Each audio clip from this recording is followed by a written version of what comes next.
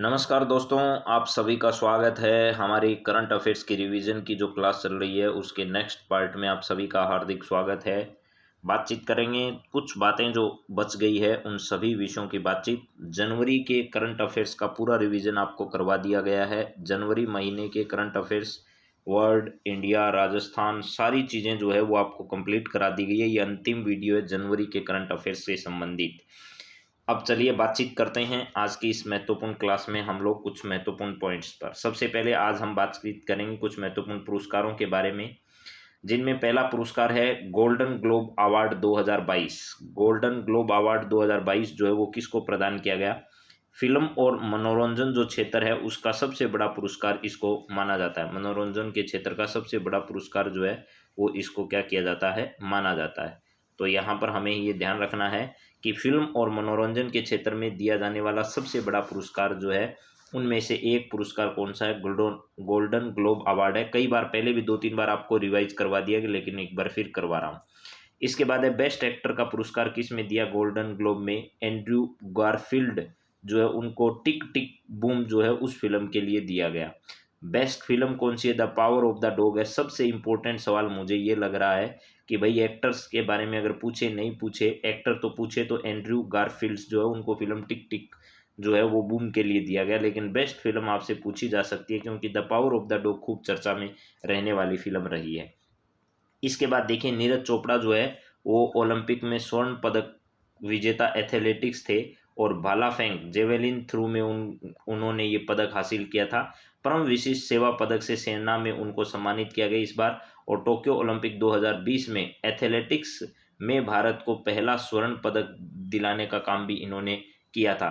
तो खेलों में भी इनको विभिन्न प्रकार के पुरस्कारों से नवाजा गया, प्लस सेना में परम विशिष्ट सेवा पदक से भी इनको क्या किया गया, सम्मानित किया गया था इस बार के लिए। तो ये बात आपके लिए इम्पोर्टेंट है, जरा ध्यान रखिएगा। यहाँ पर नीरज चोपड़ा के संबंध में सवाल भी पूछे जा चुके हैं। तो चलिए, परम विशिष्ट सेवा मेडल जो है वो इनको दिया गया सेना में कार्य करने के लिए। साहित्य अकादमी पुरस्कारों की अगर हम बातचीत करें तो साहित्य अकादमी पुरस्कार जो है वो हिंदी साहित्य के लिए किसको दिया गया? साहित्य अकादमी पुरस्कार बहुत इंपॉर्टेंट है। दयाल प्रकाश सिन्हा जो है इनको 2021 का हिंदी भाषा के लिए किसको दिया गया? तो ध्यान रखना दयाल प्रकाश शर्मा को। उनका एक नाटक है जिसका नाम है सम्राट अशोक, उसके लिए हिंदी साहित्य अकादमी पुरस्कार 2021 किसको दिया गया? दयाल प्रकाश सिन्हा को।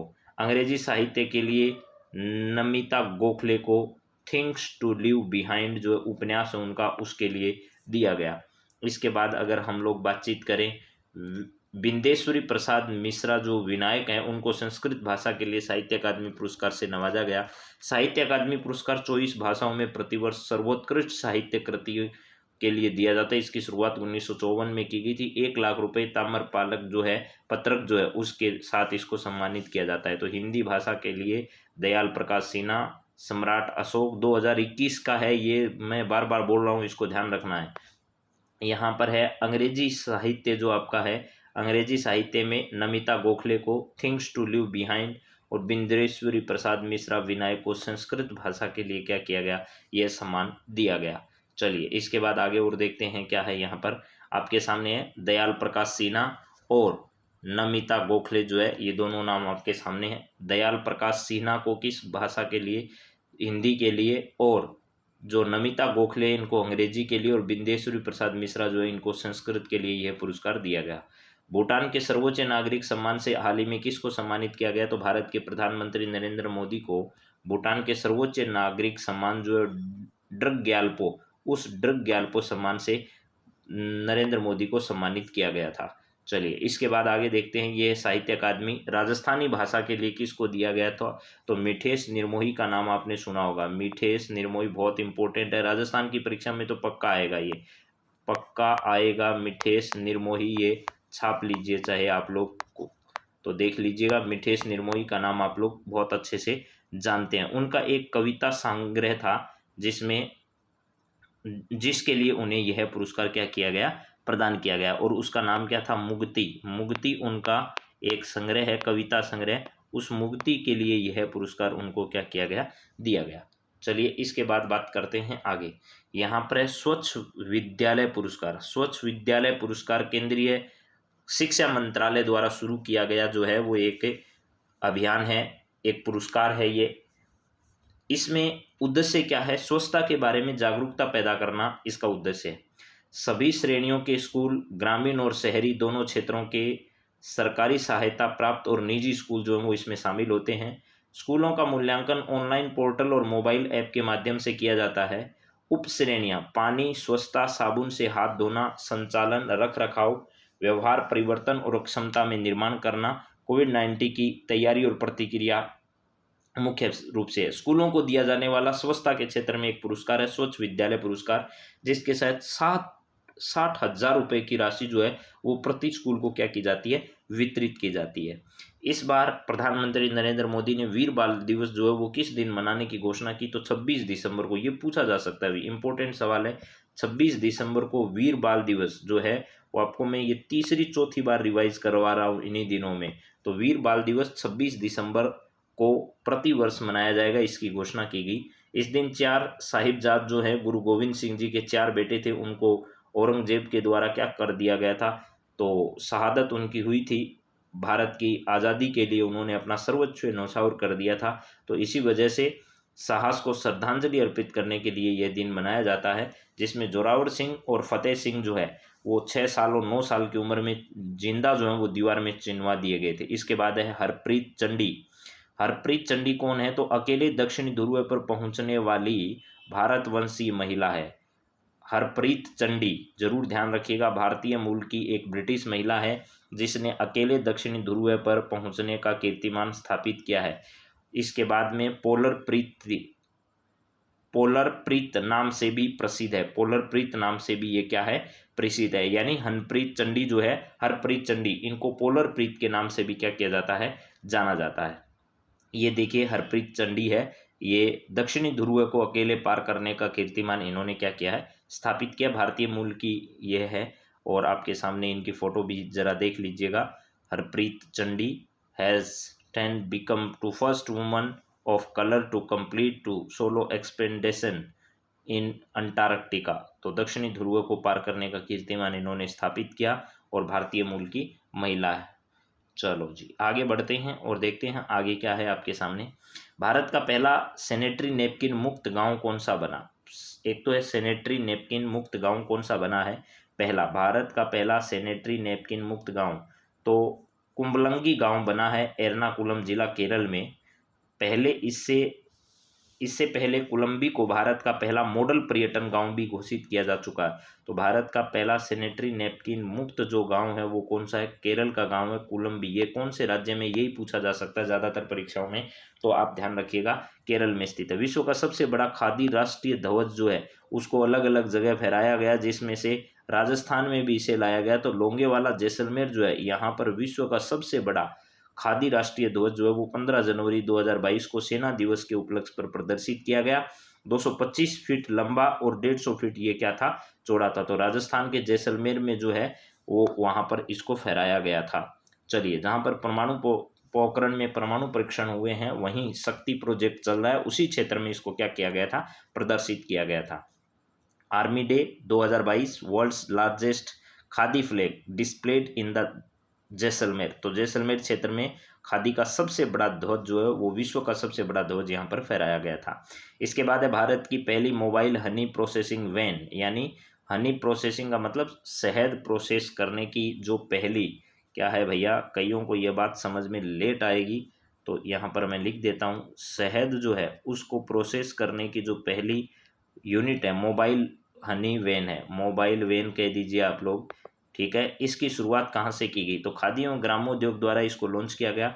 गाजियाबाद जो है, गाजियाबाद से सिरोरा गांव में इसे लॉन्च किया गया और 8 घंटे से 300 किलो शहद जो है इसके द्वारा प्रसंस्कृत किया जाता है। तो गाजियाबाद जो है उत्तर प्रदेश में स्थित है मेरे दोस्तों। कहाँ पर? गाजियाबाद। गाजियाबाद उत्तर प्रदेश में है, यूपी में है। वहाँ से पहली इस प्रकार की वैन की क्या की गई थी? शुरुआत की गई थी। चलिए आगे बढ़ते हैं, इसके बाद देखते हैं और कौन सी बातें आपके लिए इम्पोर्टेंट है। यहाँ पर कुछ महत्वपूर्ण दिवसों की अगर हम लोग बातचीत करें, कुछ महत्वपूर्ण दिवस जो परीक्षा की दृष्टि से इम्पोर्टेंट हो सकते हैं उन पर बातचीत करेंगे। प्रवासी भारतीय दिवस जो है वो प्रतिवर्ष 9 जनवरी को मनाया जाता है। 9 जनवरी 1915 में दक्षिणी अफ्रीका से महात्मा गांधी वापस लौटे थे। उसी याद में प्रवासी भारतीय युवा समुदाय द्वारा यह दिवस प्रतिवर्ष मनाया जाता है। इसके बाद अगला दिवस है विश्व हिंदी दिवस। 10 जनवरी को विश्व हिंदी दिवस मनाया जाता है। हिंदी विश्व में अंग्रेजी और मंदारिन के बाद बोली जाने वाली तीसरी भाषा है, सबसे ज़्यादा बोली जाने वाली तीसरी भाषा है। 343 अनुच्छेद जो है उसके तहत देवनागरी लिपि में हिंदी भारत की राजभाषा के रूप में मान्यता प्रदान की गई है। भारतीय सेना दिवस 15 जनवरी को भारतीय नौसैनिकों के बलिदान की स्मृति में यह दिवस क्या किया जाता है, प्रतिवर्ष मनाया जाता है। इसके बाद है राष्ट्रीय बालिका दिवस। 24 जनवरी को मनाया जाता है। पहली बार 2008 में इसको मनाया गया था। लैंगिक असमानता के बारे में लोगों को जागरूक करना इसका मुख्य उद्देश्य है। राष्ट्रीय मतदाता दिवस 25 जनवरी को मनाया जाता है। ये इम्पोर्टेंट है, दोनों ही दिवस 24 जनवरी और 25 जनवरी ध्यान रखना। राष्ट्रीय बालिका दिवस और राष्ट्रीय मतदाता दिवस दोनों ही दिवस परीक्षा की दृष्टि से अति महत्वपूर्ण है। 25 जनवरी को भारतीय निर्वाचन आयोग की स्थापना की गई थी 1950 में। भारत के पहले मुख्य चुनाव आयुक्त तो जो है वो सुकुमार सेन थे और 24वें मुख्य चुनाव आयुक्त जो है वो सुशील चंद्रा है, जिनके बारे में इंपॉर्टेंट खबरें भी आप लोग ध्यान रखिएगा। राष्ट्रीय पर्यटन दिवस जो है वो भी 25 जनवरी को ही मनाया जाता है। राष्ट्रीय मतदाता दिवस 25 जनवरी को, राष्ट्रीय बालिका दिवस 24 जनवरी को। इस बार पर्यटन दिवस की थीम जो है वो ग्रामीण समुदाय केंद्रित पर्यटन है, यानी रूरल कम्युनिटी सेंट्रल टूरिज्म जो है इस बार राष्ट्रीय पर्यटन दिवस की थीम रखी गई थी। इसके साथ साथ है मेरे मित्रों शहीद दिवस। 30 जनवरी को राष्ट्रपिता महात्मा गांधी की पुण्यतिथि के अवसर पर शहीद दिवस मनाया जाता है। हालांकि 23 मार्च को भी शहीद दिवस मनाया जाता है। इस दिन भगत सिंह, सुखदेव और राजगुरु को क्या की गई थी, फांसी की सजा दी गई थी, यानी उन्हें फांसी लगाई गई थी। तो 23 मार्च को भी मनाई जाती है और 30 जनवरी को भी शहीद दिवस मनाया जाता है। 30 जनवरी को जो आता है वो राष्ट्रपिता महात्मा गांधी के देहांत के अवसर पर आता है और इसके अलावा जो है उनकी पुण्यतिथि आती है 30 जनवरी को। 23 मार्च को शहीद भगत सिंह, राजगुरु और सुखदेव की याद में जो है वो 23 मार्च को शहीद दिवस मनाया जाता है। चलिए इसके बाद है आपके सामने यहाँ पर कुछ युद्धाभ्यास महत्वपूर्ण परीक्षा की दृष्टि से जो है उन पर बातचीत करते हैं। ऑपरेशन सरद हवा बीएसएफ के द्वारा चलाया गया पाकिस्तान बॉर्डर पर राजस्थान में। पासेक्स अभ्यास जो है वो भारत और रूस की सेना जो है उनके बीच में चलाया गया, नौसेना के बीच में। पासेक्स भारत और रूस के बीच में। एक्वेरिन जो है वो भारत और मालदीव के बीच में जल और थल का संयुक्त अभ्यास था। एक्वेरिन भारत और मालदीव के बीच में। वायु शक्ति अभ्यास जो है वो वायु शक्ति 2 जो है भारतीय वायुसेना के द्वारा चलाया गया Chandar field firing range Jaisalmer में। ये वायु शक्ति बहुत इंपॉर्टेंट है राजस्थान की परीक्षाओं की दृष्टि से। वायु शक्ति 2 नाम से भारतीय वायुसेना जो है वो चंदन फील्ड फायरिंग रेंज जैसलमेर में क्या किया गया था, इसका परीक्षण किया गया था। इसके बाद में यहाँ पर आपको ये सब दिखाई दे रहा है। Recently 11th edition of the joint military exercises एक्वेरियम between the India and Maldives, यानी इंडिया और मालदीव के बीच में एक्वेरियन नाम के अभ्यास का आयोजन किया गया था। और इंडिया, मालदीव और श्रीलंका के बीच में जो है वो ट्राइकोस्ट गार्ड एक्सरसाइज जो है दोस्ती, ये 15वां एडिशन इसका क्या किया गया था, जारी किया गया था या हुआ था इसका अभ्यास इन देशों के बीच में। तो विभिन्न प्रकार के और तथ्य भी अगर देखें तो आपके सामने है यहाँ पर चीरू 2022 रूस, चीन और ईरान का संयुक्त नौसैनिक अभ्यास था। इसमें भारत शामिल नहीं था। रूस, चीन और ईरान का संयुक्त नौसैनिक अभ्यास जो है CHIRU चीरू 2022 ओमान की खाड़ी में इसका आयोजन किया गया था। पश्चिमी लहर अभ्यास XPL 2022 भारत की पश्चिमी नौसेना कमान का समुद्री अभ्यास जो था वो जारी किया गया था। पश्चिमी लहर 2022 नाम से भारत की पश्चिमी नौसेना कमान समुद्री अभ्यास इसका जारी किया गया। इसके बाद नेक्स्ट कुछ है आपके सामने महत्वपूर्ण तथ्य भी। जेरी हेमलेट क्या है, तो जम्मू कश्मीर का पहला दूध गांव है जिस जेरी हेमलेट। एकीकृत डेयरी विकास योजना के तहत डेयरी फर्मों को बढ़ावा देना इसका उद्देश्य है। जम्मू कश्मीर का पहला दुग्ध गांव कौन सा बना, जेरी हेमलेट बना। भारत की पहली पैरा बैडमिंटन अकादमी कहाँ खोली गई, भारत की पहली पैरा बैडमिंटन अकादमी लखनऊ उत्तर प्रदेश में। और राजस्थान में भी मेरे मित्रों आपको पता होना चाहिए पैरा खिलाड़ियों के लिए जयपुर में और जोधपुर में जो है वो खेल की व्यवस्था की जा रही है। उनके लिए हॉस्टल की व्यवस्था, अकादमी की व्यवस्था जो है वो राजस्थान के जयपुर और जोधपुर में की जाएगी। बजट में ये घोषणा की गई थी। राष्ट्रीय बाल पुरस्कार 2022 की अगर बातचीत की जाए तो राष्ट्रीय बाल पुरस्कार 2022 से कुल 29 बच्चों को सम्मानित किया गया, जिसमें 15 लड़के और 14 लड़कियां शामिल थी और 1 लाख रुपए के नगद पुरस्कार इसमें दी जाती है। तो राष्ट्रीय प्रधानमंत्री राष्ट्रीय बाल पुरस्कार जो है उसमें राजस्थान की सिर्फ एक बालिका शामिल हुई, गौरी माहेश्वरी, जो कि राजस्थान के अजमेर से संबंधित है। उनके सुलेख के लिए उन्हें यह पुरस्कार क्या किया गया था, प्रदान किया गया था। बर्ड एटलस वाला पहला राज्य, बर्ड एटलस वाला पहला राज्य कौन सा बना, तो केरल राज्य पहला बर्ड एटलस वाला राज्य बना मेरे मित्रों। पहला बर्ड एटलस वाला राज्य कौन सा बना, तो केरल पहला राज्य बना। यह पक्षी एटलस सभी प्रमुख आवासों में पक्षी प्रजातियों के वितरण और बहुलता के बारे में जानकारी देता है। पक्षियों के आधारभूत डाटा की जानकारी भी प्रदान करती है। भारत का पहला ग्राफीन नवाचार केंद्र कहाँ स्थापित किया गया, तो केरल के ही त्रिशूर में स्थापित किया गया। तो 3-4 चीज़ें केरल से संबंधित आई है, अगर आप इनको रिवाइज करना चाहो तो रिवाइज कर सकते हैं। बर्ड एटलस का पहला राज्य कौन सा बना, केरल राज्य, जिसने बर्ड एटलस जारी किया। भारत का पहला ग्राफीन नवाचार केंद्र कहाँ स्थापित किया गया, तो केरल के त्रिशूर में स्थापित किया गया।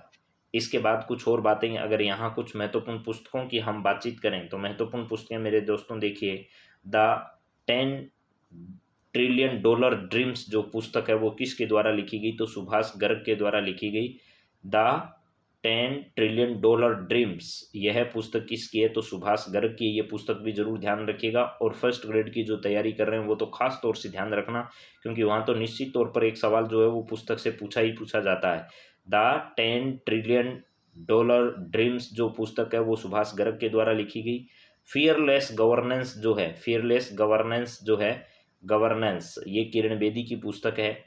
ए लिटिक बुक, एक लिटिल बुक है, a little book of India, a little book of India जो है वो celebrating 75 years of independence, Ruskin Bond की पुस्तक तो हमेशा चर्चा में रहती है, तो आप इनको ध्यान से देखिएगा। A little book of India celebrating 75 years of independence, यह किसकी पुस्तक है, तो रस्किन बॉन्ड की पुस्तक है।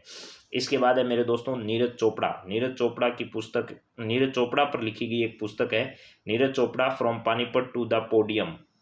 ठीक है, Neeraj Chopra from Panipat to the podium, यह पुस्तक अर्जुन सिंह कादियान की पुस्तक लिखी है, पिछले दिनों ये खूब चर्चा में आई थी। तो नीरज चोपड़ा की पुस्तक कौन, नीरज चोपड़ा पर लिखी हुई from Panipat to the podium पुस्तक जो है वो किसके द्वारा लिखी गई, तो अर्जुन सिंह कादियान के द्वारा लिखी गई। ये सारी खबरें मैंने आपके सामने जो बताई है ये जनवरी 2022 से संबंधित थी। जनवरी 2022 से संबंधित 100% आपको करंट अफेयर्स, चाहे वो किसी से संबंधित हो, राजस्थान हो, भारत हो, विश्व हो, कोई योजना हो, खेल हो, पुस्तक हो, खिलाड़ी हो, पुरस्कार हो, ये सब बातें जो है वो आपको बता दी गई है। अब मेरे हिसाब से नहीं लगता कि जनवरी महीने में और कोई ज़्यादा गुंजाइश है इस बारे में, लेकिन फिर भी अगर कोई बात बच जाती है या छूट जाती है तो वापस करवा दिया जाएगा। आप लोग उसकी चिंता नहीं करें, जितना आपको करवा दिया गया है उसको आप बेहतरीन तरीके से तैयार करने की कोशिश करें और इन पुस्तकों को भी ढंग से याद करें, जिसमें द 10 ट्रिलियन ड्रीम्स, ड्रीम जो पुस्तक है वो सुभाष गर्ग की, फियरलेस गवर्नेंस जो पुस्तक है वो किरण बेदी की, और a little book of India celebrating 75 years of independence Ruskin Bond की पुस्तक, और Neeraj Chopra from Panipat to the podium Arjun Singh Kadian की ये पुस्तक जो है वो वही पुस्तक मैंने आपको बताई है जो खूब चर्चा में रहती है। इसके अलावा मैंने ऐसे कोई सवाल नहीं बताए जो परीक्षा की दृष्टि से इंपॉर्टेंट नहीं है। बर्ड एटलस वाला राज्य केरल था और भारत का पहला ग्राफीन नवाचार केंद्र वाला राज्य भी केरल था। जेरी हेमलेट जो वो जम्मू कश्मीर का पहला दूध गांव बना, चर्चा में आया। गौरी महेश्वरी को राष्ट्रीय बाल पुरस्कार दिया गया। भारत की पहली पैरा बैडमिंटन अकादमी लखनऊ उत्तर प्रदेश में, ये सवाल इंपॉर्टेंट लगता है मुझे, भारत की पहली पैरा बैडमिंटन अकादमी कहाँ खोली गई, तो लखनऊ उत्तर प्रदेश में खोली गई। इसके अलावा मेरे दोस्तों ये पश्चिमी लहर जो है वो अभ्यास कहाँ हुआ, पश्चिमी नौसेना कमान समुद्री अभ्यास द्वारा किया गया। इसके अलावा ये अभ्यास बहुत इंपॉर्टेंट है, जिसमें ऑपरेशन शरद हवा के बारे में तो डेट तक पूछी जा चुकी है। राजस्थान में पासेक्स जो है वो भारत और रूस, एक्वेरियन जो है वो भारत और मालदीव, और वायु शक्ति 2 जो है वो इम्पोर्टेंट है। भारतीय वायुसेना द्वारा चंदन फील्ड फायरिंग रेंज जैसलमेर में जो अभ्यास किया गया वो इम्पोर्टेंट है। तो ये सभी बातें मैंने वापस रिवाइज करने की कोशिश की है, और फिर भी आप लोग इन सब चीज़ों को तैयार करें। तो आप सभी का बहुत बहुत धन्यवाद। जय हिंद, जय भारत।